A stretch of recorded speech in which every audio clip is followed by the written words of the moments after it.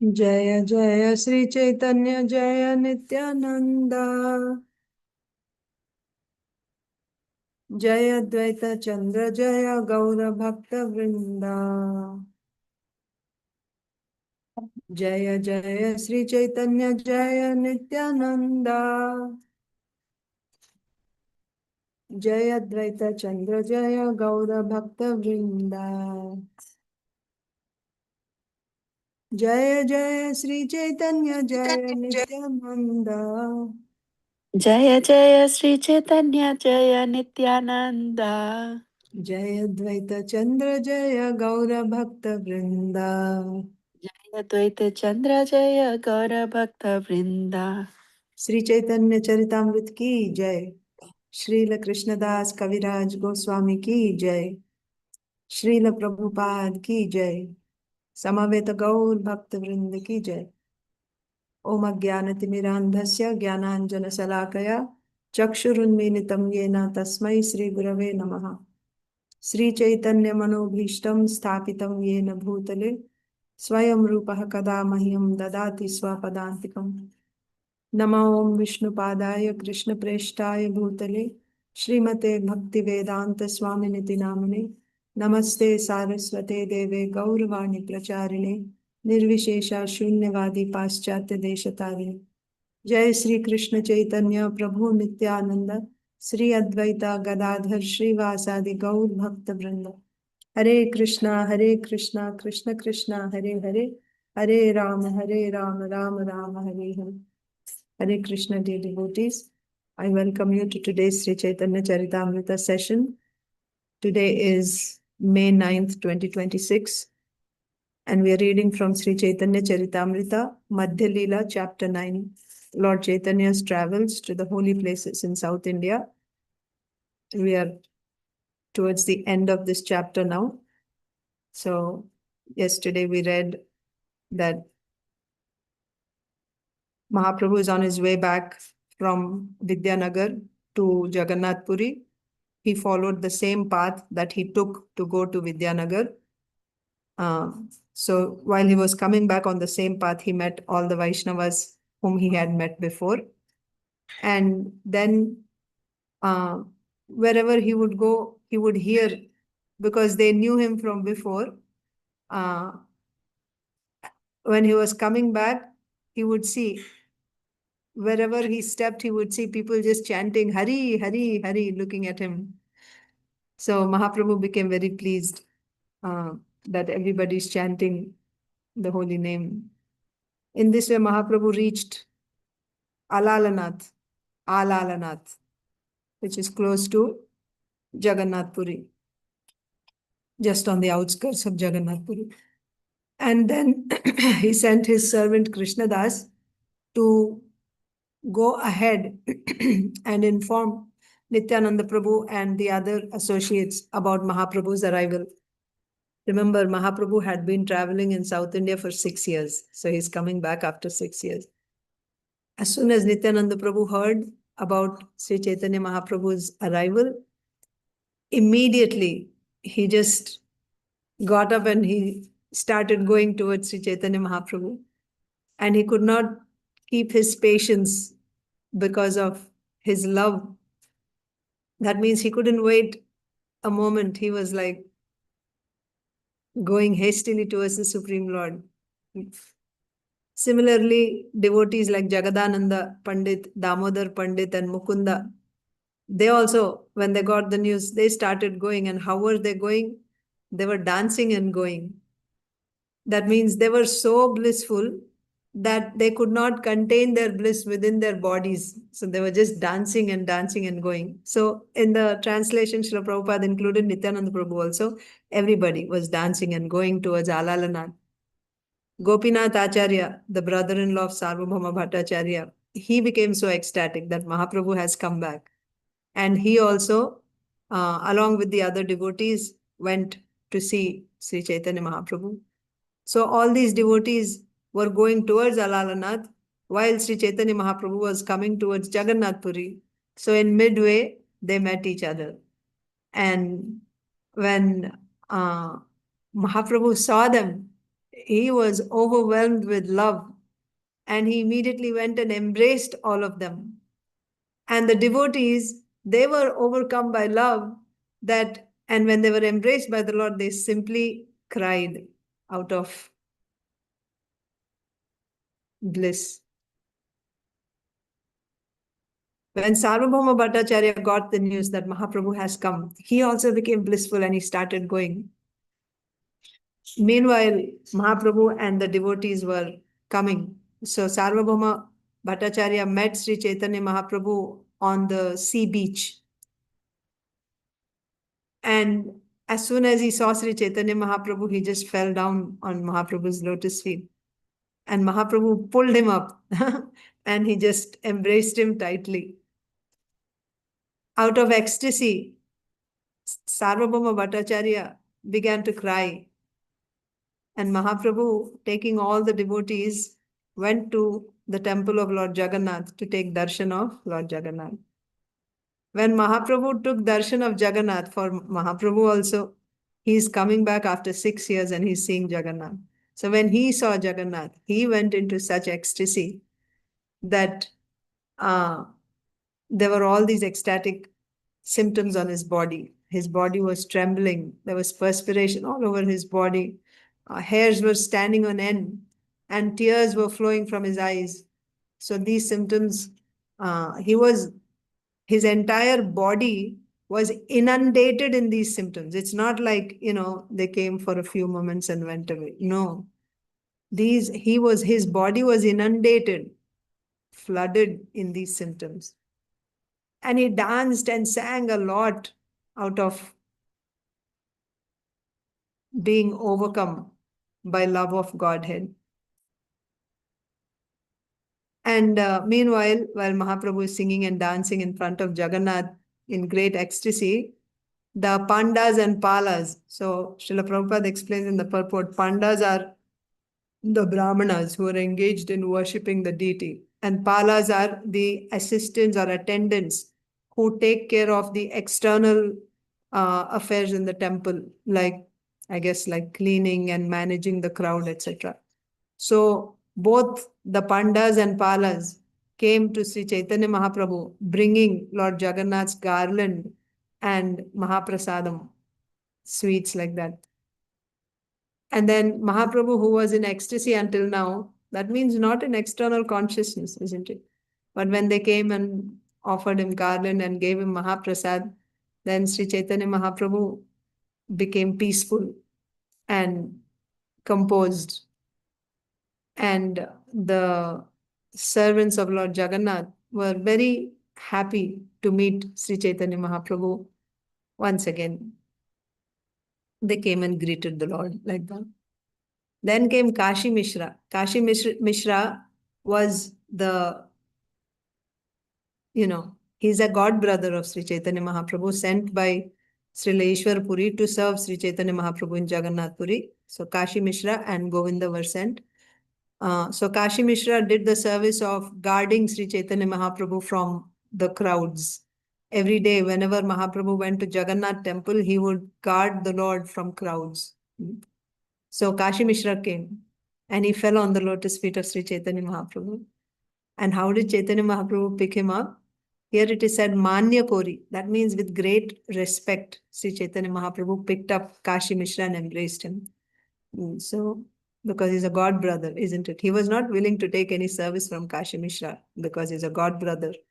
But then for them, it is the order of their spiritual master, Ishwar Puri. So Sri Chaitanya Mahaprabhu couldn't say no to that. That's how he had to accept the service. But still we see here, Kashi Mishra is seeing Chaitanya Mahaprabhu as the Lord and as his master. So he fell on the lotus feet. But Sri Chaitanya Mahaprabhu is very respectfully picking him up and embracing him. So we see this always. Mahaprabhu is maintaining the etiquette. We see in Navadvip also, when Mahaprabhu was in the Grihastha ashram, how he was honoring Advaita Acharya. Why? Because Advaita Acharya is the god brother of his spiritual master. Ishwara Puri, Advaita Acharya, Nityananda Prabhu, they are all disciples of Madhavendra Puri. So therefore, he always honored and respected Advaita Acharya like a spiritual master, like a superior. But Advaita Acharya was looking at Sri Chaitanya Mahaprabhu as the Supreme Lord, and he saw himself as a servant. So they had some pastimes there. So that's why the point is Mahaprabhu maintained the etiquette always. Actually, it is said etiquette is the ornament of a Vaishnava. A Vaishnava looks very beautiful when he observes this etiquette.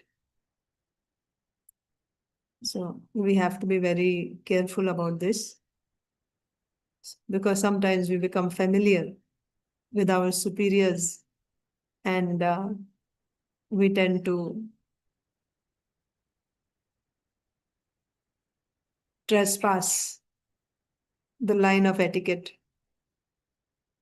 They may not take it as an offense, but it's always good for a Vaishnava, because we are seeing Mahaprabhu set that example. He always maintained that etiquette, and that's what makes a devotee beautiful. Even in ordinary dealings, we see, dharma. A woman looks very beautiful when she's chaste, and she is soft-spoken, right? Maintaining etiquette like that. Shy, right? When there is shyness. This makes a woman beautiful. Shyness doesn't just mean, shy means being modest. That is the etiquette. A kshatriya becomes very attractive when he is fearless. And, when he's chivalrous in battlefield, not running away from the battlefield. When he gives protection to his citizens. That means when he is doing his dharma, following, and also when he is very respectful to the brahmanas. All this is shown by their example. Great personalities, great devotees, Vaishnavas also, they set example. So etiquette makes a person look very beautiful, very attractive. And what to speak of Vaishnava etiquette. So we see Mahaprabhu, with great respect, he picked up Kashi Mishra and he embraced him, even though Kashi Mishra was falling on his feet. Then Sarvabhauma Bhattacharya took Sri Chaitanya Mahaprabhu and all the devotees with him to his house. Specifically, he took the Lord. When the Lord went, then everyone else went with the Lord. So he said, today I'm inviting you to take lunch in my house. And he took Sri Chaitanya Mahaprabhu to his house. And then Sarvabhauma Bhattacharya arranged for the transcendental Mahaprasad of Jagannath from the temple. You see, he was the person in charge there in Jagannath temple. So he arranged for a lot of Jagannath's Mahaprasad, transcendental Mahaprasad, to be brought. And there were many varieties, all the special preparations like pitha, and drinks and cakes and, condensed milk preparations. So many, whatever was eaten by Jagannath, his Mahaprasadam was brought. And at lunchtime, Sri Chaitanya Mahaprabhu took all his associates, and went to Sarvabhauma Bhattacharya's house to accept lunch. And he took prasadam. After he finished eating, Sarvabhauma Bhattacharya arranged for Mahaprabhu's taking rest, afternoon nap, and began to massage the lotus feet of Sri Chaitanya Mahaprabhu personally. But Mahaprabhu sent him to go and take lunch himself, Sarvabhauma Bhattacharya. He told him to go and take lunch. And then that night, just to please Sarvabhauma Bhattacharya, Mahaprabhu stayed in Sarvabhauma Bhattacharya's house. He spent the night there. And what did they do? Because Mahaprabhu is staying there, all the devotees also stayed there. And all night long, Mahaprabhu told them about his pilgrimage to South India, where he went and whom he met and what happened and all the different places, everything. And in this way, they stayed up all night. Nobody slept. Mahaprabhu was telling them about his travels. And then Mahaprabhu said, in this pilgrimage, I have been to so many places. I have traveled so much. And I have met many Vaishnavas, but I didn't meet even a single person, a single Vaishnava like you. So Mahaprabhu is speaking to Sarvabhauma Bhattacharya. That means nobody is like you. I met many devotees, but nobody is as good as you. And then he said, except for Ramananda Rai. Ramananda Rai has given me so much pleasure. When Sarvabhauma Bhattacharya heard this, he said, that is why I told you to go and meet him. So you should see here how there is no, of course, they are all eternal associates of the Lord, but they are our role models. When another Vaishnava receives the special mercy of the Lord, like if you're a person that you know is given, becomes a favorite of the Lord more than you, then how do you feel? How does a devotee feel? We see from Sarvabhauma Bhattacharya, they feel so happy because in the spiritual world there is no envy. So Sarvabhauma Bhattacharya, when Sri Chaitanya Mahaprabhu said, I've met so many devotees, I haven't met anyone like you. But Ramananda Rai, he made me very happy. That means except for Ramananda Rai. Oh, I'm so pleased with him. And Sarvabhauma Bhattacharya is very happy. He said, that is why I told you to. It was Sarvabhauma Bhattacharya, by the way, who told Sri Chaitanya Mahaprabhu when he was going to South India, you should meet Ramananda Rai when you go there. And Mahaprabhu had that in his mind. So Sarvabhauma Bhattacharya said, I know, that's why I told you to meet him. In this way, Srila Krishnadas Kaviraj Goswami is telling us that with this description, I am now concluding this episode, this section of Sri Chaitanya Mahaprabhu's travels to South India, his pilgrimage to South India. I have only said in brief. It is not possible to describe the details because the book will become so voluminous. So he said it is not possible. It is not possible. Not that, not anything else. He said it's not possible to give all the details. I've given you just, I've explained to you in brief. But just see, it's not out of arrogance or pride that he's saying that I know so much, but I'm just giving you a little bit. That's not his mood. What is the mood of Srila Krishnadas Kaviraj Goswami? He's saying, Sri Chaitanya Mahaprabhu's pastimes are unlimited. I don't know how to describe them. Or I don't know all of them, right? I don't know how to speak. I don't know his unlimited pastimes. However, I have a greed. Out of greed, shamelessly, even though I don't know how to describe, but because I have this greed, lajja khaya, that means lajja ko kha liya. I've given up all shame and I made an attempt to describe Chaitanya Mahaprabhu's pastimes. Actually, his pastimes are unlimited and I cannot describe them. I have no qualification. I don't know how to describe them. But still, because of greed, giving up all shame, being shameless, I have attempted to describe his pastimes. Then we hear about the Falashruti. This is the verse where we stopped yesterday. We just read the verse, but we didn't discuss the purport. So we'll start that today. prabhura tīrtha-yātrā-kathā śune jai jan caitanya-caraṇe pāya gāḍha prema-dhana.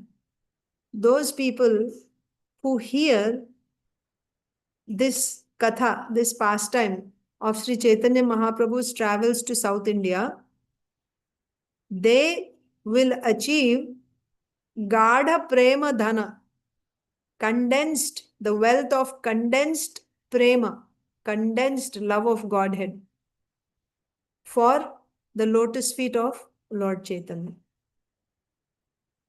Prabhura tīrtha-yātrā-kathā śune jai jan, those people who hear the tīrtha-yātrā pastime of Sri Chaitanya Mahaprabhu, caitanya-caraṇe pāya, they will get towards Sri Chaitanya Mahaprabhu's lotus feet, gāḍha prema-dhana, condensed prema, the wealth of condensed prema. So, Srila Prabhupada has given a purport to this verse. Let us read that today. This is the Falashruti of hearing this chapter or this section. So it started in the 7th chapter, then 8th chapter, 9th chapter.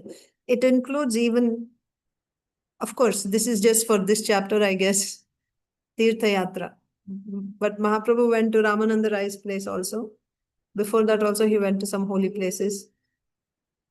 Kurmakshetra and Jiyada Narasimha temple, like that.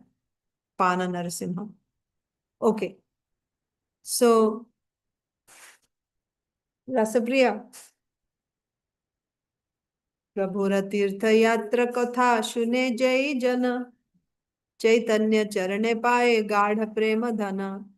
Whoever hears of Sri Chaitanya Mahaprabhu's pilgrimage to various holy places attains the riches of very deep ecstatic love. Purport. Srila Bhaktisiddhanta Saraswati Thakur remarks, the impersonalists imagine some forms of the absolute truth through the direct perception of their senses. The impersonalists worship such imaginary forms, but neither Srimad Bhagavatam nor Sri Chaitanya Mahaprabhu accepts this sense gratificatory worship to be of any spiritual significance. This is the thing. The idea is they accept, the point is Mayavada. Mayavada means what? They accept everything as Maya. Maya means that which does not exist. That means it is false. So they accept all forms of this world as false. Why just all forms? They even accept the form of the Supreme Lord as false. They accept it as false. However, they meditate. So everything is false in this world. But within this world, you have Vidya and Avidya, which are the components of the external energy. Mahamaya has Vidya and Avidya. Everything is Maya in the end, but still Vidya is better than Avidya. So those who are in Avidya, to get rid of Avidya, they take shelter of Vidya. But at the end of the day, you have to get rid of Vidya also. This is a fact. This is a bona fide method that the living entity is covered by Avidya. To get rid of Avidya, he takes help of Vidya.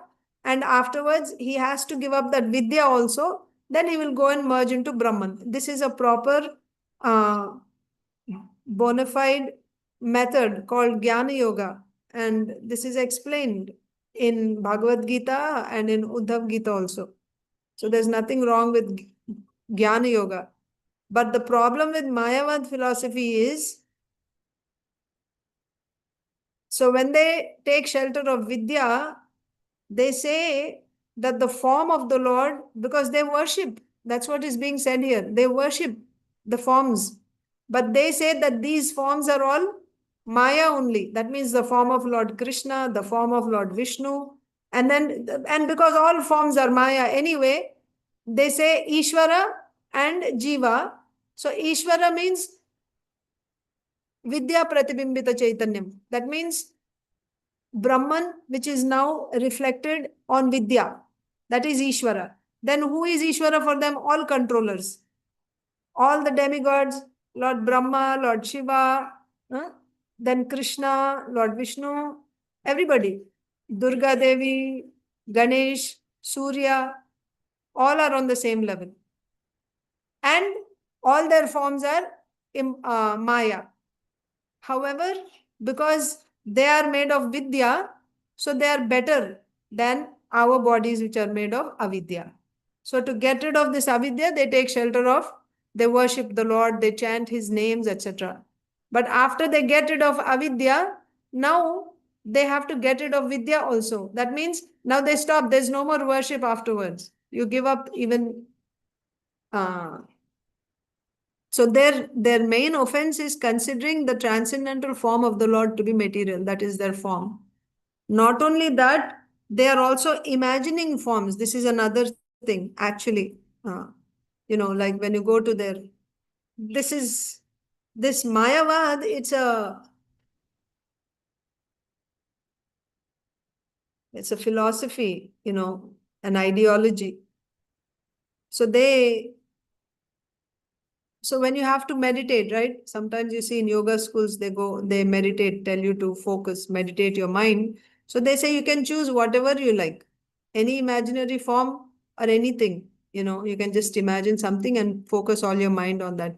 It's not about, and they call it meditation. What do you mean by meditation? Meditation, yoga means linking with the Supreme. And that Supreme's form is not any imaginary form. I remember one more thing here. Kardama Muni performed tapasya for 10,000 years. Rasapriya, Kardama Muni performed tapasya for 10,000 years and he meditated on the form of the Lord. There in the and after 10,000 years, the form on which he was meditating actually appeared in front of him. The Lord gave him darshan. So, while the form was being described, when he saw the form of the Lord, the description is given in Srimad Bhagavatam in a few verses, how he's having 4 arms and he's having, Srivatsa on his chest, etc. So there Srila Prabhupada says that Mayavadis consider the Lord's form to be imaginary. But actually, if it is an imaginary form, imagine, if it's an imaginary form, did Kardama Muni have to perform tapasya for 10,000 years to imagine some form? If it is imaginary, you can just sit down for, a few hours or even a few minutes. I don't know if you're an expert. You can make an imaginary form. You can just imagine and prepare a form. Did he have to perform tapasya for 10,000 years? And even those 10,000 years, when he offers his prayers, he says, "My Lord, you're so merciful. You came so soon." He's saying 10,000 years is nothing. People perform Ashtanga Yoga lifetime after lifetime and still there is no guarantee. This is also said by Narad Muni, by the way. Narad Muni was testing Dhruva Maharaj when he went to the forest. So Narad Muni went and met Dhruva Maharaj, and there he tried to dissuade. He was actually testing to see how determined is this boy. So he said, this Ashtanga Yoga is very difficult. It's very difficult. People try, but it takes them such a long time. And even after performing this Ashtanga Yoga for lifetimes, it's not guaranteed that you'll get the result. Many don't get the result. So it's too difficult and, so just go home, like that Narad Muni was saying. So Kardama Muni is also saying there to the Lord, "My Lord, you don't give your darshan. People don't get darshan so easily by performing Ashtanga Yoga. For lifetimes they do, but you just came to me in just 10,000 years. So the form that Kardama Muni saw, it is not an imaginary form. This is the original form of the Lord, the transcendental form of the Lord, whose darshan he got after worshipping the Lord for 10,000 years. So that's an important point there. The Mayavadis consider the Lord's form to be imaginary, and that is an offense. And they consider that form to be material. So Srila Bhaktisiddhanta Saraswati Thakur is saying, the impersonalists imagine some forms of the absolute truth through the direct perception of their senses. The impersonalists worship such imaginary forms, but neither Srimad Bhagavatam nor Sri Chaitanya Mahaprabhu accepts this sense gratificatory worship to be of any spiritual significance. Rasapriya, you'll have to keep checking them.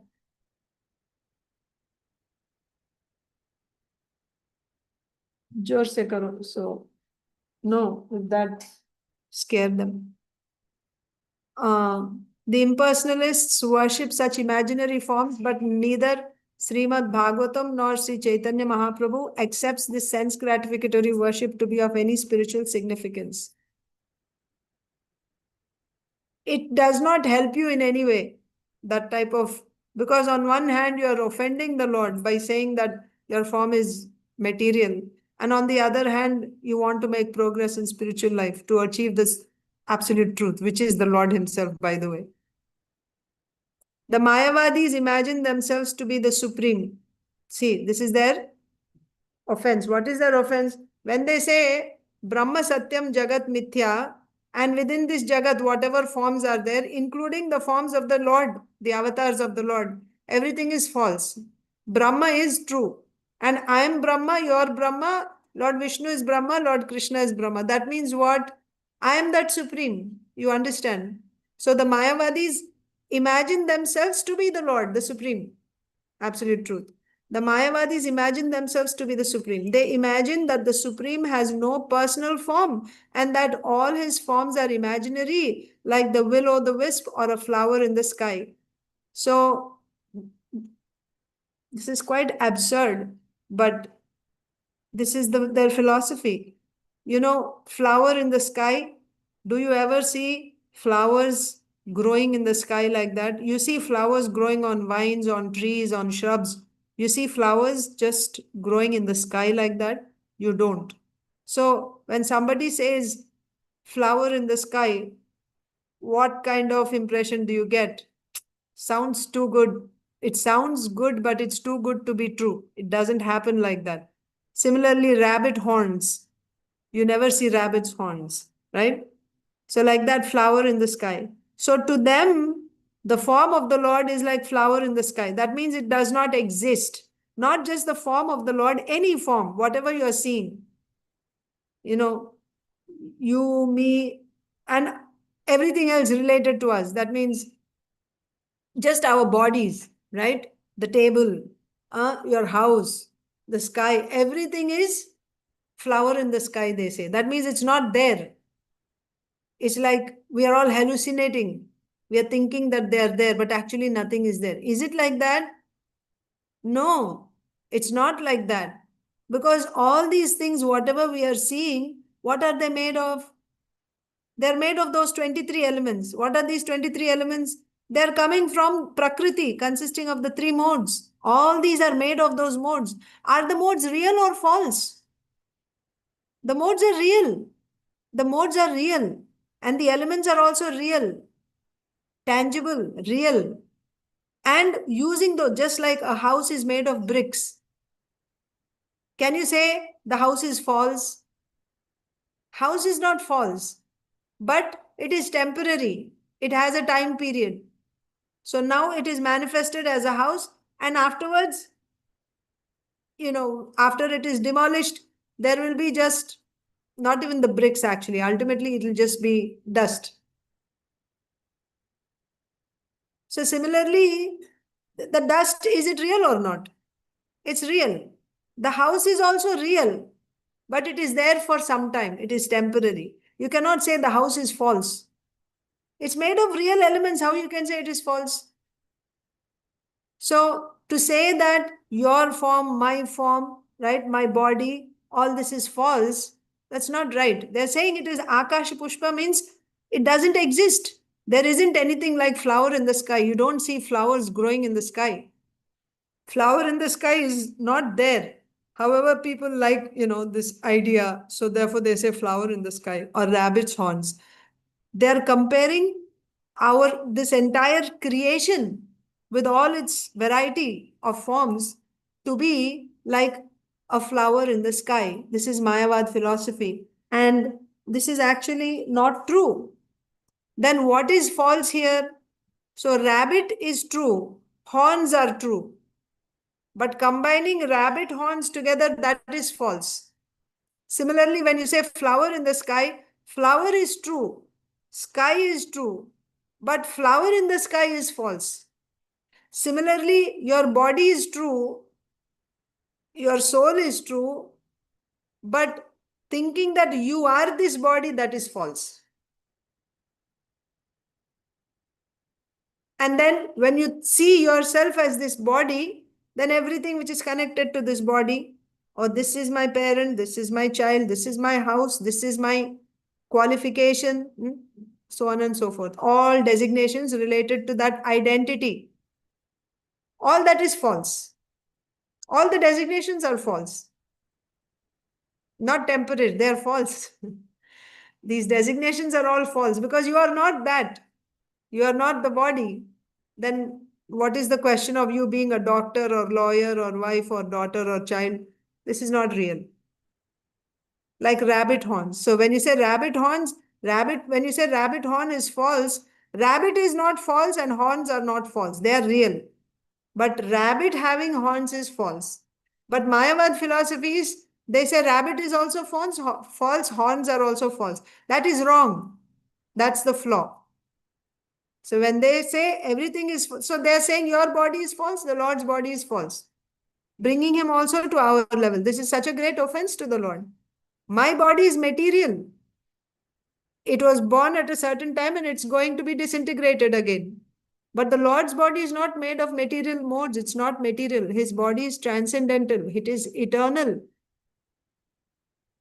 If you become attached to my body, material body, then you will be stuck in this samsara. If you become attached to the body of the Lord, which is transcendental, you will be liberated from this world. There's a gulf of difference between the two. But they say the Lord's body is also material. Only it is made of the mode of goodness. Our body is also material, made of modes of passion and ignorance. Ultimately, you have to give up all modes. So this is the flaw. There are many flaws, but this is the main one.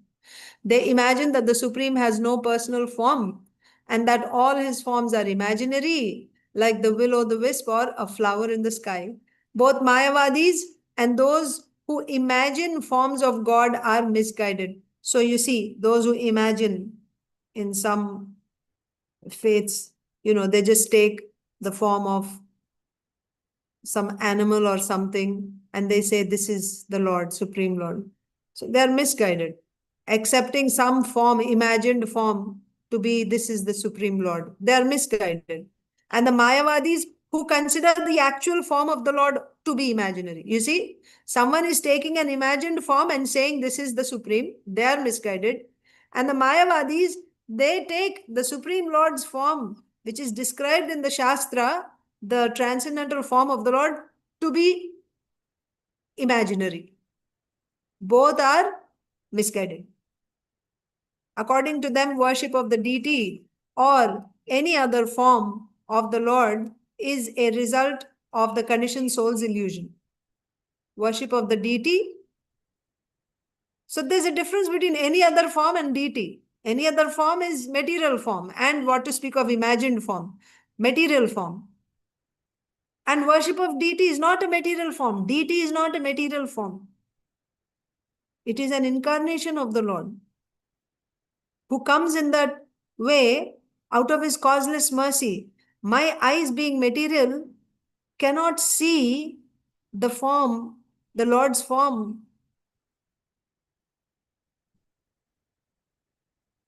in his, the Satchidananda Vigraha.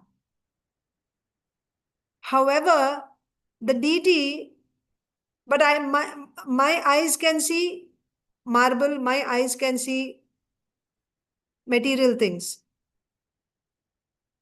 My eyes cannot see if the Lord is there everywhere. He's there in every atom. And between atoms also he is there. So where he is not present. But am I seeing him? I'm not seeing. But can I see stone? Can I see air? Not air, but stone, paper, right? Metal, I can see. Out of his causeless mercy, he's there everywhere. But to make himself visible to me, he is coming in a form which I can see and I can offer worship. And he is authorizing this as bhakti. Even though my eyes can only see material things, he is coming in a form which can be seen by me so that I can offer him. If I don't see, how am I going to offer him? Fruits, flowers, food, where will I offer?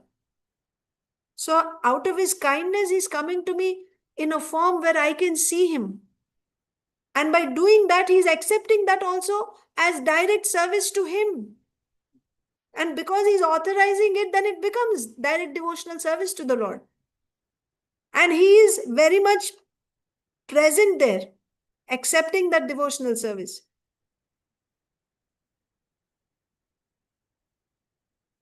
But the offenders don't see it like that.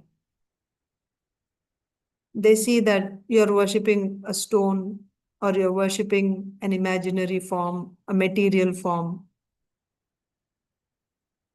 According to them, worship of the deity or any other form of the Lord, that means either deity or any form of the Lord. Even if the Lord personally came and performed the pastime, Lord Varahadev came and killed Hiranyaksha.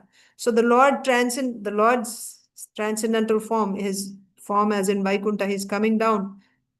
That form also. That means whether deity or any form of the Lord, they say, is the result of conditioned soul's illusion. Illusion.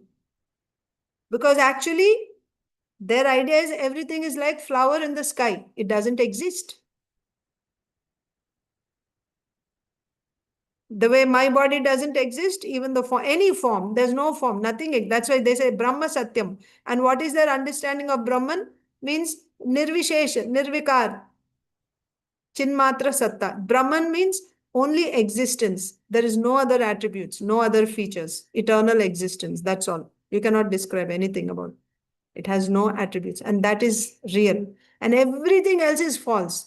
All colors, all tastes, everything, whatever you experience, everything is false. Even the transcendental form of the Lord, everything is false. According to them, worship of the deity or any other form of the Lord is a result of the conditioned soul's illusion. However, Sri Chaitanya Mahaprabhu confirms the conclusion of Srimad Bhagavatam on the strength of his philosophy of Achintya Bheda Bheda Tattva. What is the conclusion of Srimad Bhagavatam? What is the Paribhasha Sutram? Krishnastu Bhagavan Swayam. First of all, absolute truth is realized as Brahman, Paramatma and Bhagavan. Vadanti tat tattvavidas tattvam yajnanam advayam brahmeti paramatmeti bhagavaniti shabdyate. Vadanti tat tattvavidas. Tattvavid means those who have seen the truth. Those who know the truth. They have realized, experienced the truth. They are saying Vadanti. What are they saying?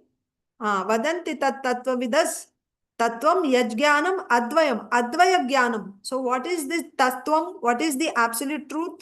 It is advaya jnanam. Advaya jnanam means advaya. It's not dual. There's only one absolute truth. There's one absolute truth, which is full of knowledge, like Satchid Ananda Vigraha. But it is realized in three forms by the knowers of the absolute truth as Brahman, Paramatma and Bhagavan. That means those who have less knowledge, they see only as Brahman, that absolute truth. Those who have more, not knowledge, less bhakti. Those who have more bhakti, then they see more of that absolute truth. They see him as Paramatma. And those who have even more bhakti, they see him as Bhagavan. Who is that? What is the last word of absolute truth? That's Krishna. Yashoda Nandan Krishna. So, Sri Chaitanya Mahaprabhu confirms the conclusion of Srimad Bhagavatam. How Chaitanya Mahaprabhu establishes this point? that Krishna is the Supreme Personality of Godhead, on the strength of his philosophy of Achintya Bheda Bheda Tattva. That philosophy holds that the Supreme Lord is simultaneously one with and different from his creation. That is to say, there is unity in diversity. Because when you say the absolute truth is Brahman, then Brahman has no attributes. You cannot say that he has energies. Nothing. No attributes means no attributes. You cannot say he has a form and he has Shaktis, internal, marginal, nothing. That's Mayavad philosophy. Whereas Achintya Bheda philosophy, it is explaining that the Lord has energies and he is simultaneously one with his energies and also different from his energy. So this material world is his external energy. The spiritual world is his internal energy. The living entities are his marginal energy. And the Lord is simultaneously equal. That means non-different from his energy and is also different from his energy. Both are possible. So this creation is different from him and it is also not different from him. How is it different from him? So that we understand with the example of a lamp. When there is a lamp in the room, in a dark room, when you light the lamp, then you experience the light everywhere. So how will you say the difference? The lamp and light are different. Because lamp is only in one place, but the light is everywhere. So they're different, isn't it? Lamp is in one corner, but light is everywhere. That means they're not the same, they're different. At the same time, they're non-different. How do you know they're non-different? When you say non-different, what do you mean? Non-difference shows the dependence. Non-difference shows the dependence of the energy on the energetic. If you turn off, put out that light, there won't be, if you put out the lamp, there won't be any light in the room. That means light has no existence independent of that lamp. Energy has no existence independent of the energetic. In this way, we see the non-difference between the Lord's creation and the Lord. The creation will not exist. If there is no Lord, there is no creation. That is why when Karanodakshaya Vishnu glances, then Prakriti is producing all these elements and creation is happening as long as the Lord is glancing. The moment the Lord closes his eyes, finished. The material creation cannot sustain. It collapses immediately. This shows the dependence of this external energy on the Lord, and this shows the non-difference. So when you say the Lord and his energy are non-different, what does it say? Show? It shows the dependence of the energy on the Lord. So that's why Achintya, Bheda and Abheda. Bheda means different, Abheda means non-different. The absolute truth means Krishna is different from his Shakti and is also non-different from his Shakti. How is he different? He is there in his Goloka. His Shakti is pervading everywhere. So many types of Shaktis are there. But he's performing his pastimes in the spiritual world. So he's different from his energy. But he's also non-different. Because without him, the energy cannot sustain, cannot exist. It is completely dependent. That philosophy holds that the Supreme Lord is simultaneously one with and different from his creation. That is to say, there is unity in diversity. Unity in diversity. That means there is dependence on the Lord. And at the same time, there is variety. In this way, Sri Chaitanya Mahaprabhu proved the importance of fruitive workers, speculative empiric philosophers, and mystic yogis. That means there is flaws there. Fruitive workers means karmis. Speculative empiric philosophers means jnanis. And mystic yogis means yogis, ashtanga yogis. Unless you come to the understanding of Bhagavan, you're still falling short of complete understanding of the absolute truth. The realization of such men is simply a waste of time and energy.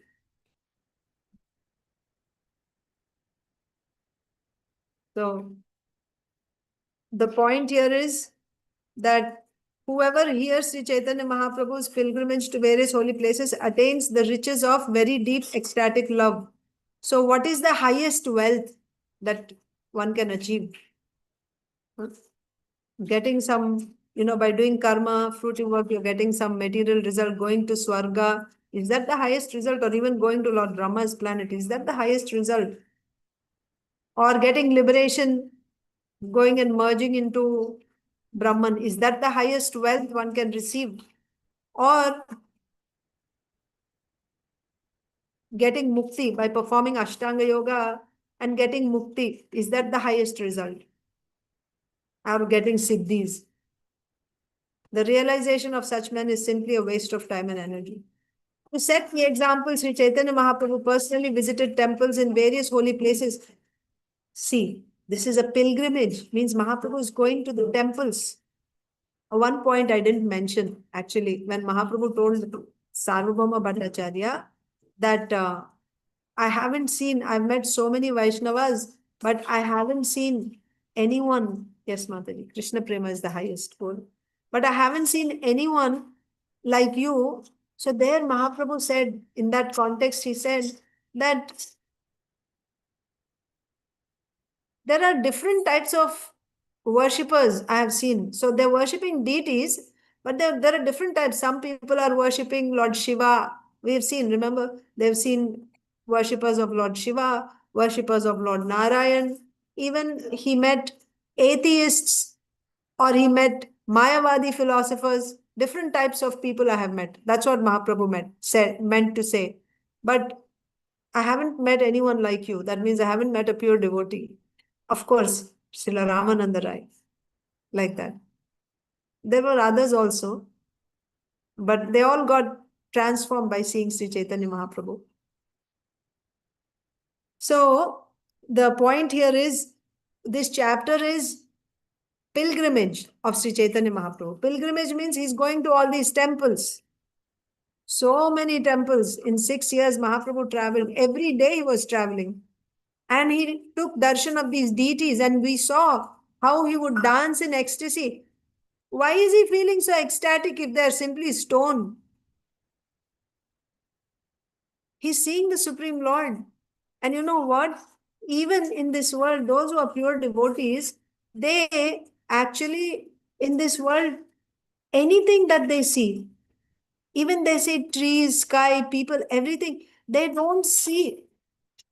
They see non-difference. They see non-difference between the Lord. So you say Bheda and Abheda. They see Abheda. How this creation is not different from the Supreme Lord. In what way? This is his energy. So when they are seeing this creation, they are seeing the Creator. That's how they don't see the material world. For them, there is no material world. They're seeing everything in relation to the Supreme Lord. This is my Lord's, There's a description of Virata Purusha, you will see. The trees are the hairs on his body, the veins are the rivers flowing, like that. The mountains are the bones of his body. So whatever he's seeing, he's just seeing the Supreme Lord. Either you see of Virata Purusha, or you can see this is my Lord's external energy, the Supreme Personality of Godhead, his external energy. So they don't see anything as being separate from the Lord. And this is Dhrida Shraddha. This is Dhrida Shraddha. When you get Dhrida Shraddha, what does that mean? You see the Creator in the creation. And not just once or twice, at all times. That is the consciousness. Seeing Creator in creation. And then at that time, even if you're doing some work here, you're not bound by that work. Because when you see the Creator in creation, where is the point of seeing yourself as the doer or the enjoyer? It won't be there anymore. That is Krishna consciousness. And that is the beginning of pure devotional service. So Actually, this chapter has great significance. It's not, we had a wonderful journey through Mahaprabhu's travels, going to all these places of pilgrimage in South India. But there's a message, underlying message here, that the form of the Lord is not material as the Mayavadis think. They think that those who go to temples and worship the deities are foolish. They're worshipping some stone or something and, spending so much money on, their, on flowers and on jewelry and on the garments of the Lord and cooking such opulent offerings to the Lord. No, we are not worshipping stone. This is the Supreme Personality of Godhead that we are worshipping. But Mayavadis consider they cannot see. They see that this is all imaginary form. They are wasting their time. That's the message here. So, but anyone who hears this chapter, he will get the highest wealth. What is the highest wealth? He will get Krishna prema and condensed Krishna prema. Gāḍha prema-dhana he will get. One who hears this. Why? Because the Lord is visiting the temples of the Lord, showing us that these transcendental forms of the Lord's form is not material, it is transcendental. And here also it is said, those who are karmis, jnanis and yogis. Karmis are expecting some material result, go to Swarga and enjoy their long life, drink nectar. Jnanis, they want liberation. And in jnanis, real jnanis, they want liberation. And Mayavadis are offenders. Vimukta manina, they simply imagine that they are liberated, the Mayavadis. And then you have the mystic yogis, Ashtanga yogis, they also become distracted by getting those siddhis, anima, lagima, prapti, and that's it. One who is not attached and attracted to those, then he will go further and then he can get liberation. But even that liberation is nothing compared to love for the Supreme Lord. That is why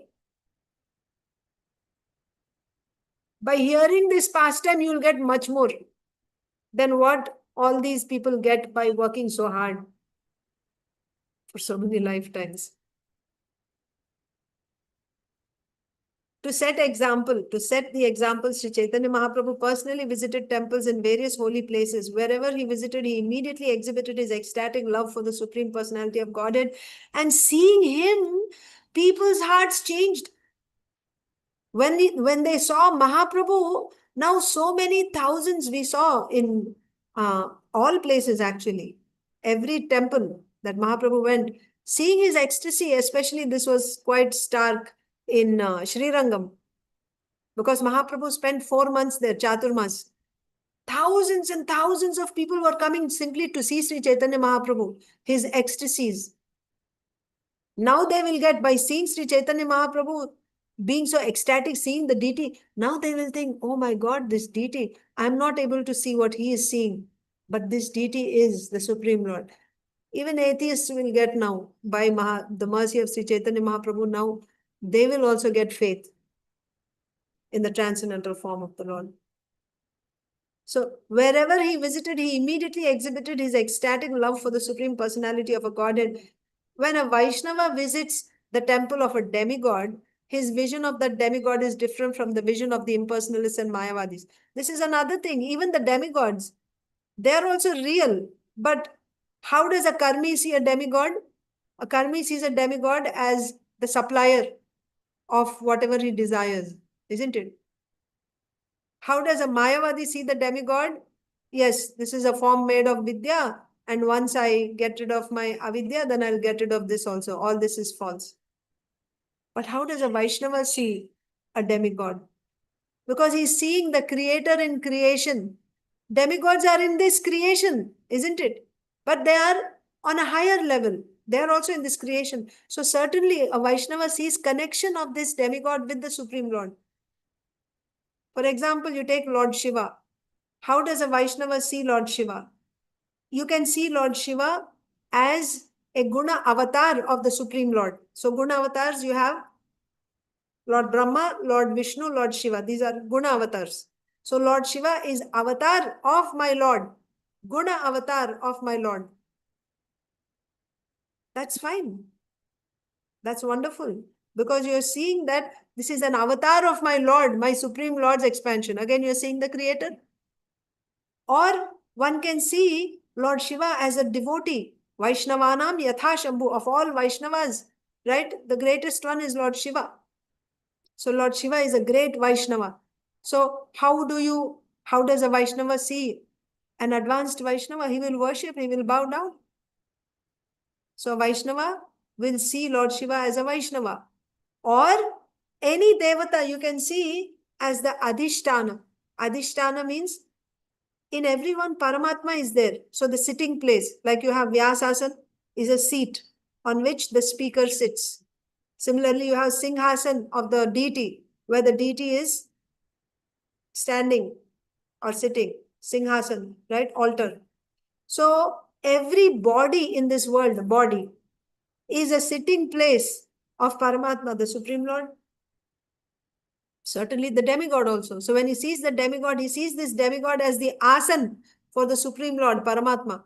So he's actually, when he's bowing down to the demigod, who is he bowing down to? When you bow down in front of the Vyasasana of Srila Prabhupada, who are you bowing down to? To Srila Prabhupada, isn't it? Like that, if you see every body as an asana of Paramatma, when you bow down, that is why this pure devotees, premi bhaktas, they bow down to everybody. They bow down to everyone, to stones also. What to speak of people? They're always bowing down. Why? Because they're seeing the Lord. Everything else is the sitting place of the Supreme Lord. They're bowing down to the Supreme Lord. But the ignorant people of this world consider them to be crazy or mad, that they're bowing down to stones and this and that. Actually, they're bowing down to the Supreme Personality of Godhead. This is the vision of a Vaishnava. Even if a Vaishnava is bowing down in front of demigods, what is his vision? This is important to see. However, they don't worship. They don't worship because that becomes against Ananya Bhakti. Ananya means only Krishna. It is against your surrender, because a devotee will only bow down to the Supreme Lord. But if he's worship the Supreme Lord, but if he's bowing down to a demigod, means how is he seeing the demigod? He's seeing his Lord, the Supreme Lord Krishna, in the heart of this demigod. Or he's seeing this demigod as a Vaishnava. Lord Brahma is a Vaishnava. Lord Shiva is a Vaishnava. Our goddess Durga is a Vaishnavi. So seeing them as a devotee of the Lord, they bow down. Or seeing Paramatma in their heart, seeing them as a sitting place of Paramatma, they will bow down. Or seeing Lord Brahma, Lord Shiva as avatars of the Supreme Lord, Guna avatar, they will bow down. This is not against the principle of pure devotional service. But if you go and worship the demigod as a separate person, that means someone who is separate from the Supreme Lord, with no connection with the Supreme Lord, with no dependence on the Supreme Lord, then that type of worship is against the principle of pure devotional service. Therefore, we don't worship the demigods. So that is also to be said. So when we saw Mahaprabhu visiting the temples of Lord Shiva and dancing in ecstasy, how is Chaitanya Mahaprabhu seeing Lord Shiva? Not like, the worshippers of Lord Shiva who are called Pashandis. Pashandi means atheist. If you worship Lord Shiva as an independent Supreme Lord, and they even see Lord Shiva as a competitor of Lord Vishnu, they call themselves, we are Shaivites, you are Vaishnavas. Like as if there's competition between Lord Shiva and Lord Vishnu. If somebody sees like that, then he's a Pashandi, he's an atheist. He's an offender to the Supreme Lord. He's an offender to the holy name. To consider the names of demigods like Lord Brahma and Lord Shiva to be equal to or independent of Lord Vishnu's names. It's an offense. When a Vaishnava visits the temple of a demigod, his vision of that demigod is different from the vision of the impersonalists and Mayavadis. And of course, Mayavadis, you know how they see. For them, everything is equal. Lord Shiva, Lord Vishnu, in the end, get rid of him. That's Mayavadi's vision.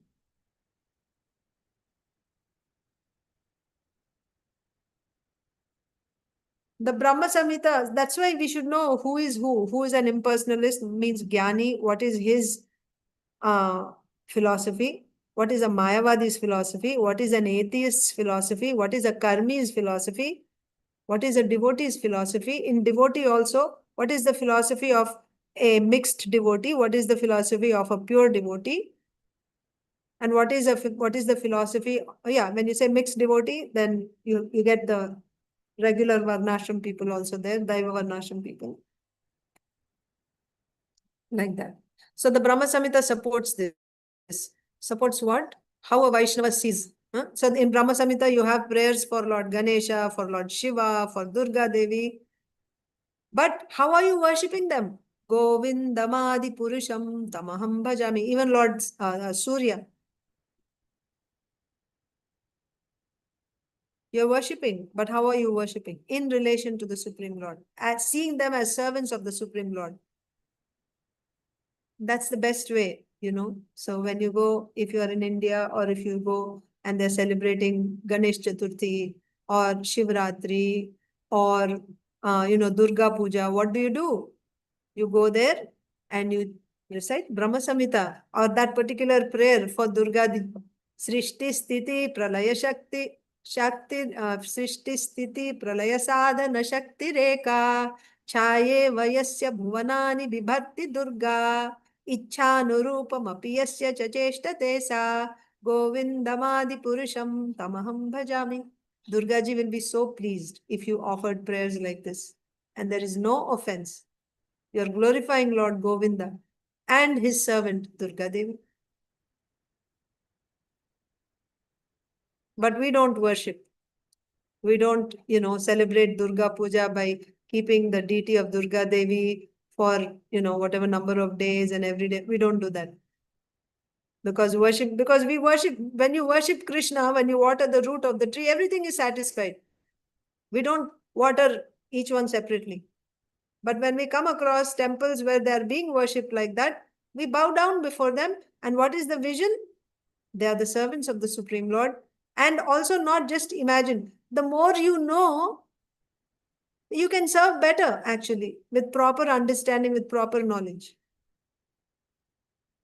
That is why it's important to understand Shastra. You get a clear understanding of everything and why everything is there. You should not offend the demigods. They have a role to play in this creation. At the same time, we don't worship demigods. That doesn't mean we are dishonoring them, disrespecting them. Surrender means what? We are completely dependent on Krishna. Only Krishna is my master. But we show them respect because they are, as I told you, how we can look at the demigods. So, the Brahma Samhita supports this because in Brahma Samhita you see these prayers. A Vaishnava's visit to the temple of Lord Shiva, for example, is different from a non-devotee's visit. The non-devotee considers the deity of Lord Shiva an imaginary form because he ultimately thinks that the supreme absolute truth is void. This is Mayavad. However, a Vaishnava sees Lord Shiva as being simultaneously one with and different from the Supreme Lord. Achintya Bheda Abheda. He is same and also different from the Supreme Lord. In this regard, the example of milk and yogurt is given. This is in Brahma Samhita. What is that verse?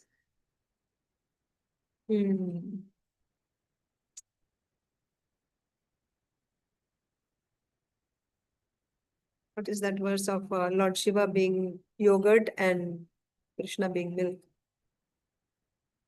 Kshiram yatha Divikara Vishesha Yogat Sanjayate Nahi Tatah Prithagasti Heto Yashambhuta Matitata. Kshiram Yatha Divikara Vishesha Yogat Sanjayate Nahi Tatah Prithagasti Heto Yashambhuta Matitata. I'm forgetting the last part of that. Govindamadi Purusham Tamaham Bhajami. Kshiram Yatha Dadi. So Kshiram, milk, is Krishna. Dadi is Shambhu, Lord Shiva. So when you recite this verse, you're glorifying Lord Shiva. You're worshipping Lord Shiva, glorifying Lord Shiva, showing your respect, honoring Lord Shiva without any offense being committed to Lord Krishna. And actually, who are you worshipping there? You're honoring Lord Shiva as a good avatar of the Supreme Lord. Govinda Adi Purusham Tam. I'm worshipping Govinda, whose Gunavatar is Lord Shiva. Like that. However, a Vaishnava sees Lord Shiva as being simultaneously one with and different from the Supreme Lord. In this regard, the example of milk and yogurt is given. Yogurt is actually nothing but milk, but at the same time, it is not milk. It is simultaneously one with milk, yet different from it. This is the philosophy of Sri Chaitanya Mahaprabhu, and it is confirmed by Lord Krishna in the Bhagavad Gita 9:4. Maya tatamidam sarvam jagad avyakta murtina matsthani sarva bhutani nachaham tesho vasthitaha. Maya tatam idam sarvam. That means I am pervading this entire jagat. But in my avyakti, avyakta murtina, that means in the impersonal form, right? I am pervading. Matsthani sarva bhutani. Impersonal form means as Brahman, he's pervading everywhere, and he's also there in personal form also. Everything. He's there. But you're not able to see him, even though he's there. So he's pervading everything. As Paramatma is there, as Brahman is there, and even the Supreme Lord also is there. Everything is his energy. Matsthani sarva bhutani. Everything is situated in me. Like Garbhodakshay Vishnu. Virata is supported on Garbhodakshay Vishnu. Isn't it? So everything is on Virata. Virata is supported on Garbhodakshay Vishnu. So the Lord is saying, Matsthani sarva bhutani. All these living entities are situated in me or on me. Nachaham teshu avasthitaha. But I am not in them. Why I am not in them? Because I am in my abode. So simultaneously, oneness is there and difference is also there. Hare Krishna Mataji. Thank you. By me, in my unmanifested form, this entire universe is pervaded. All beings are in me, but I am not in them. By me, in my unmanifested form, this entire universe is pervaded. All beings are in me, but I am not in them. The absolute truth, God is everything. But this does not mean that everything is God. God is everything. Because everything is resting on Him. If God is not there, then everything will collapse. So God is everything. That does not mean everything is God, because God has his own abode also. He stays in his abode. He performs his pastimes in his abode. For this reason, Sri Chaitanya Mahaprabhu and his followers visited the temples of all the demigods. So when they visit the demigods, what are they seeing? They're actually seeing the Lord. But they did not see them in the same way an impersonalist sees them. How is an impersonalist seen? The demigod as, not a real form, as an imaginary form or as as an imaginary form. Because they say this Jagat is Mithya. But that's not how the Lord is saying. Or like a karmi who is seeing the demigod as giver of material results. No. A devotee doesn't see like that. Everyone should follow in the footsteps of Sri Chaitanya Mahaprabhu and visit all temples. See, the Prabhupada is saying everyone should follow in the footsteps of Sri Chaitanya Mahaprabhu and visit all the temples. But how will you see when you visit the temples? That's important. Sometimes mundane sahajiyas suppose that the gopis visited the temple of Katyayani in the same way mundane people visit the temple of Devi. So this is another problem. So gopis are the greatest devotees of the Lord. And they visited the temple of Katyayani. So this pastime is also described in Srimad Bhagavatam, where they performed vrata in the Hemanta Ritu. That means after Kartik, the next Ritu, in December, in the month of December. November, December. So they observed this vrata, Katyayani vrata, the gopis. You know who they were worshipping?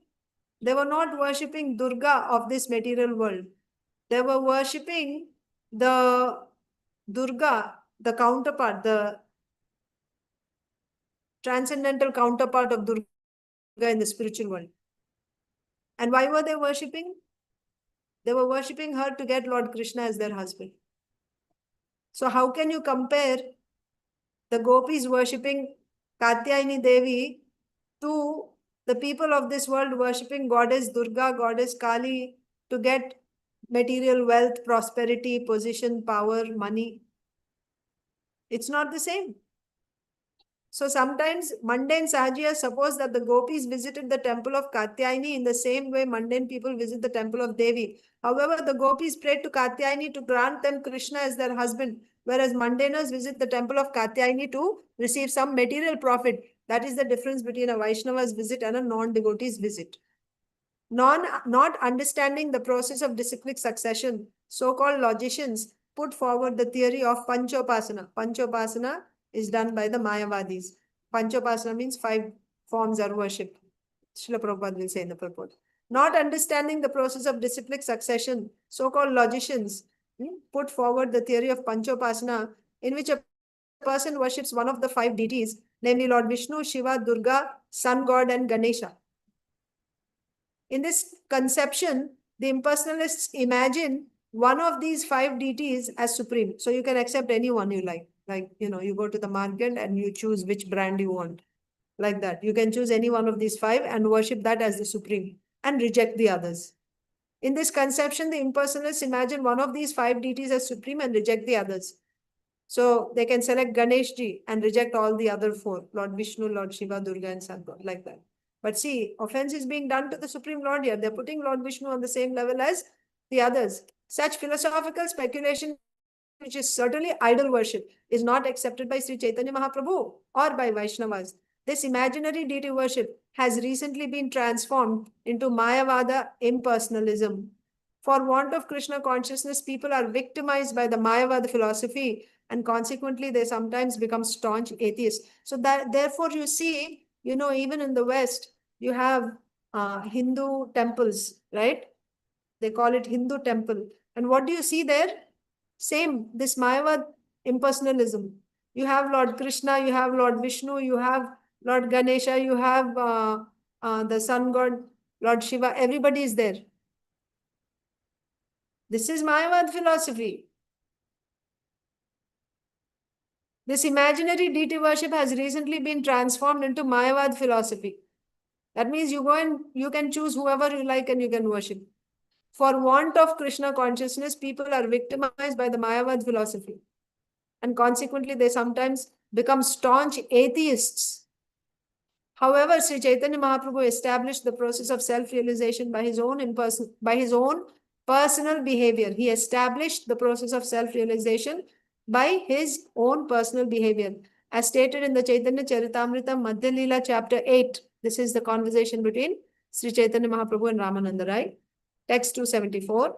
Sthavara jangama dekhe na dekhe tara murti sarvatra hoye nija ishta deva spurti. So this is the consciousness of a pure devotee.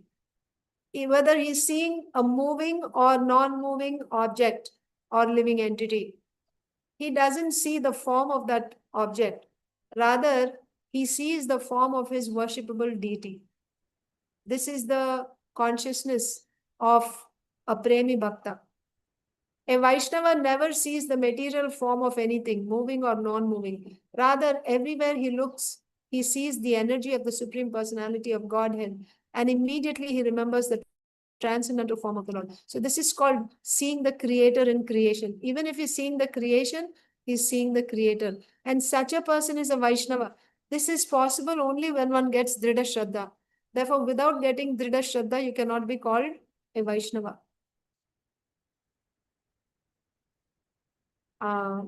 So I will just conclude this chapter.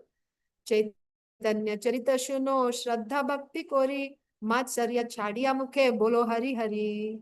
So the previous verse said that anyone who hears this narration of Mahaprabhu's visit or Mahaprabhu's pilgrimage to the holy places in South India, he will receive the wealth of condensed love for the lotus feet of Sri Chaitanya Mahaprabhu. And this is the highest wealth, the greatest wealth that one can achieve in the entire creation. There is nothing greater than this. And you can get that simply by hearing Mahaprabhu's pilgrimage to South India. Then in this verse, Srila Krishnadas Kaviraj Goswami is saying, caitanya-carita śruno śraddhā-bhakti kari. Therefore, please hear, listen to caitanya-carita. That means the life and activities of Sri Chaitanya Mahaprabhu. Please hear. How should you hear? Śraddhā-bhakti kari. With great faith and with great devotion. Hear the pastimes, the qualities of Sri Chaitanya Mahaprabhu. Mātsarya, chāḍiyā, give up all envy. So those who are Mayavadis, we saw, when you are affected by Mayavad philosophy, we heard about Panchopasana. That means you select any one form. Let's say you select Lord Shiva's form. Now you see Lord Vishnu as a competitor of Lord Shiva. You become an atheist. You don't follow the Shastra. And you become envious because of this Mayavad philosophy. So therefore, when you hear Sri Caitanya-Caritāmṛta, when you hear about the pastimes of Lord Chaitanya Mahaprabhu, you should hear without any envy. Mātsarya, chāḍiyā. You accept the Lord completely as the Supreme Personality of Godhead, as His form is transcendental. Without any envy, you should hear. And mukhe bolo hari hari. With your mouth, always chant the Lord's holy names. These are the jewels of realizations of pure devotees. They realize this by their bhakti. And it's given to us as a gift. We don't have to work hard and realize it. If you simply accept their instructions, you can get the same result. So pay attention to this instruction given by Srila Krishnadas Kaviraj Goswami. Simply hear the pastimes of Sri Chaitanya Mahaprabhu with śraddha and bhakti, with firm faith and with devotion and without any envy, mātsarya, chāḍiyā. Right? You hear with śraddha and bhakti and you chant the names of the Lord without any envy. Please hear the transcendental pastimes of Lord Sri Chaitanya Mahaprabhu with faith and devotion, giving up envy of the Lord. Everyone chant the Lord's holy name, Hari. Ei kali-kāle āra nāhi kona dharma, vaiṣṇava-śāstra, ei kahe marma. In this Kali Yuga, there is no other dharma. Nothing else works. Then what works? Chanting the names of the Lord, giving up envy. And hearing the pastimes of Sri Chaitanya Mahaprabhu with faith and devotion. So just keep hearing this Caitanya-Caritāmṛta with faith and devotion and keep chanting the names of the Lord without envy. Other than this, no other dharma works in this Kali Yuga. Ei kali-kāle āra nāhi kona dharma. That means even if you didn't do anything else, if you did only this, you're delivered. That will take you across this ocean of material existence and it will give you the highest possible goal. What is that? Krishna prema. Ei kali-kāle āra nāhi kona dharma, vaiṣṇava-śāstra, ei kahe marma. This is the secret marma revealed to us by the devotees. They have realized it and they're just like Srila Krishnadas Kaviraj Goswami is revealing to us. Except for this, there is no other dharma in Kali Yuga. This secret is revealed by Vaishnavas and Vaisṇava-śāstras, the scriptures studied by Vaishnavas. In this age of Kali, there are no genuine religious principles other than those established by Vaishnava devotees and the Vaisṇava-śāstra scriptures. This is the sum and substance of everything. In this age of Kali, there are no genuine religious principles other than those established by Vaishnava devotees and Vaishnava scriptures. So what is the Vaishnava scripture for us? Vaishnava devotee, Sri Chaitanya Mahaprabhu. And Sri Chaitanya Mahaprabhu's immediate disciples to whom he taught. So the Goswamis, Līlā Goswami is the leader. He's the leader of all the Goswamis. who's personally instructed by Sri Chaitanya Mahaprabhu. And he has given us the book on bhakti called Bhakti Rasamrita Sindhu, or the nectar of devotion. So that is the Vaishnava scripture, and that is revealing the secret. So if you simply follow whatever is established by the Vaishnavas and Vaishnava scriptures, that's the only dharma for Kali Yuga. Then how to practice bhakti, all the details are given there.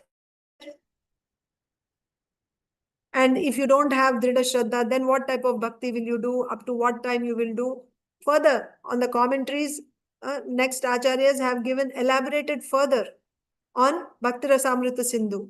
In Bhakti Rasamrita Sindhu, Srila Rupa Goswami speaks only about pure devotional service, nothing less than that. But then to identify pure devotional service, you should know what is not pure devotional service. So those details are given by later Acharya Srila Jiva Goswami in Bhakti Sandarbha. So if we follow what is given in Vaishnava scriptures and what is said by Vaishnava Acharyas, that is the dharma for Kali Yuga. That this is the sum and substance of everything. Purport. One must have firm faith in the process of devotional service and the scriptures that support it. If one hears the activities of Sri Chaitanya Mahaprabhu with this faith, he can be freed from his envious position. Srimad Bhagavatam is meant for such non-envious persons. Dharma projita kaitavotra paramo nirmatsaranam satam. This Srimad Bhagavatam is meant for non-envious persons. When will you become non-envious? When you hear the activities of Sri Chaitanya Mahaprabhu. Then you become free from envy. In this age, a person should not envy Sri Chaitanya Mahaprabhu's movement, but should chant the holy names of Hari and Krishna, the Mahamantra. That is the sum and substance of the eternal religion known as Sanatan Dharma. In this verse, the word Vaishnava refers to a pure devotee and fully realized soul. And the word Vaisṇava-śāstra refers to Shruti or the Vedas, which are called Shabda Praman, the evidence of transcendental sound. One who strictly follows the Vedic literature and chants the holy name of the Supreme Personality of Godhead will actually be situated in the transcendental disciplic succession. Those who want to attain life's ultimate goal must follow this principle. In Srimad Bhagavatam, 11th canto, 19th chapter, text 17, it is said, Shruti pratyaksham aitihyam anumanam chatushtayam pramaneshvanavasthanad vikalpatsa virajyate. Shruti means Vedas, Pratyaksha means direct perception, Aitihya means knowledge that you receive. Aitihya pramanam is coming from the sages who are liberated. Then Anumana pramanam is by hypothesis. Chatushtayam. So these are 4 types of pramanas. Actually, there are 10. So here 4 are given. Vedic literature, direct perception, history, and hypothesis are the 4 kinds of evidential proofs. Everyone should stick to these principles for the realization of the absolute truth.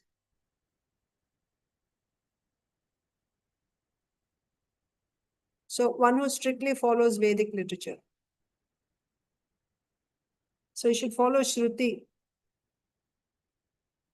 Anumana, Pratyaksha does not always give you the right knowledge. Sometimes it gives right knowledge, sometimes it does not. So you cannot rely on that. But Shruti always gives you the right knowledge. So this is the non-defective Shabda Pramanam. Aitihyam is also Shabda Pramanam only, because it's knowledge that is derived by hearing. And these sages are liberated sages, so their knowledge is also without defects.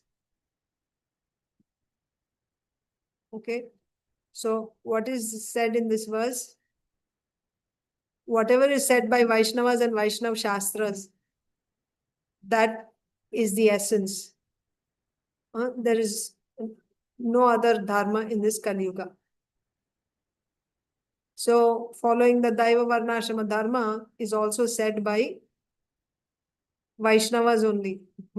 Sri Chaitanya Mahaprabhu, then Srila Sanatana Goswami, then we have Satkriya Sara-deepika given by Srila Gopal Bhatta Goswami, then Srila Bhaktivinoda Thakur, then Srila Bhakti Siddhanta Saraswati Thakur and Srila Prabhupada.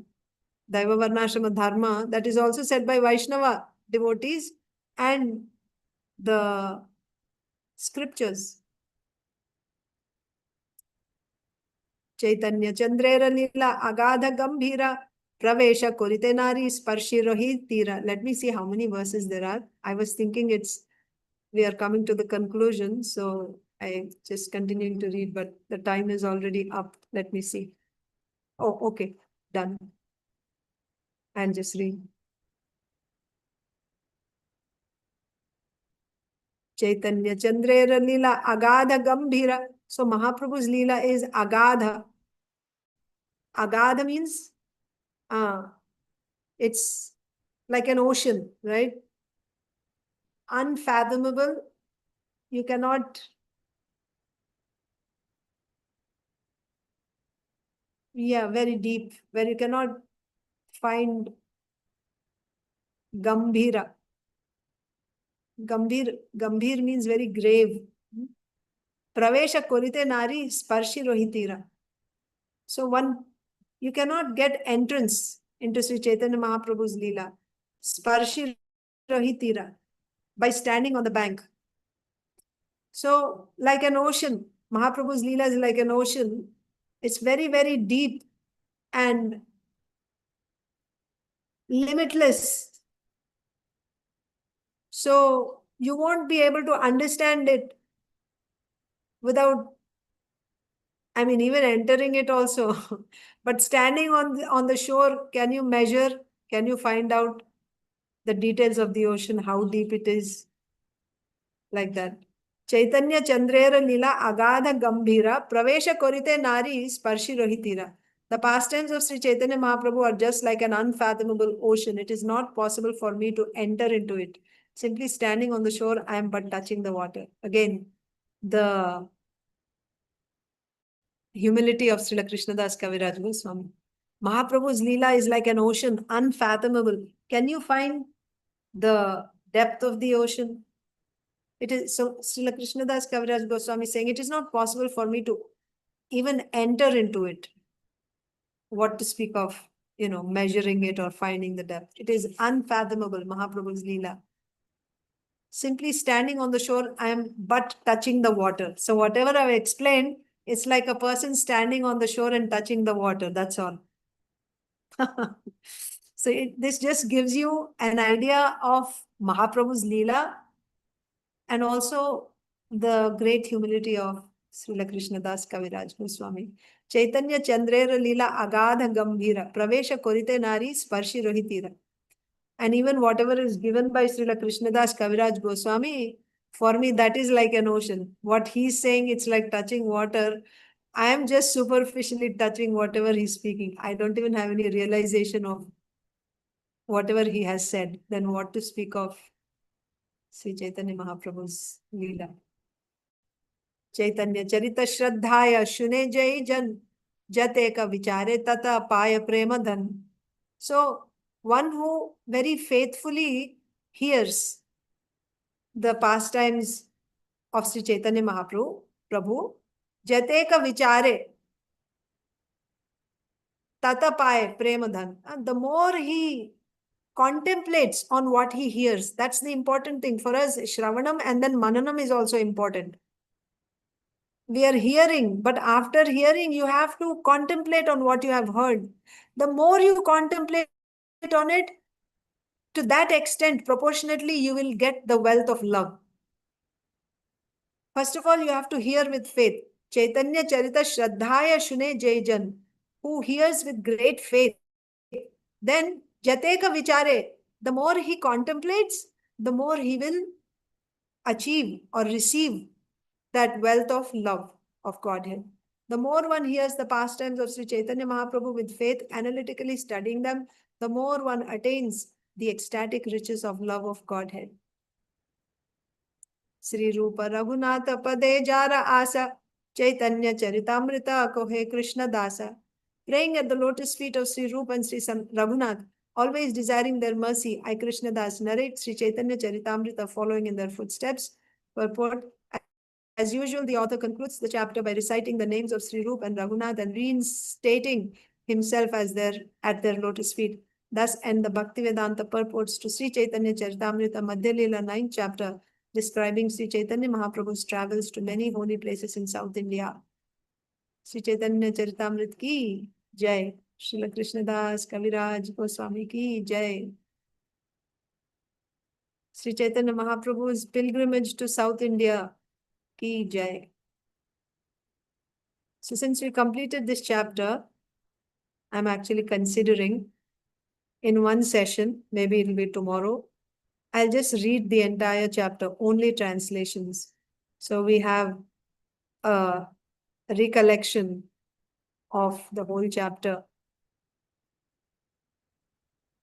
Let's see. That's what I'm thinking. So I will end here. Sri Caitanya-Caritāmṛta ki Jai. Srila Krishnadas Kaviraj Goswami ki Jai. Srila Prabhupada ki Jai. Samavita Gaur Bhakta Vrinda ki Jai. Vancha kalpatarubhyascha kripa sindhubhya eva cha patitanam pavanebhyo vaishnavebhyo ananta koti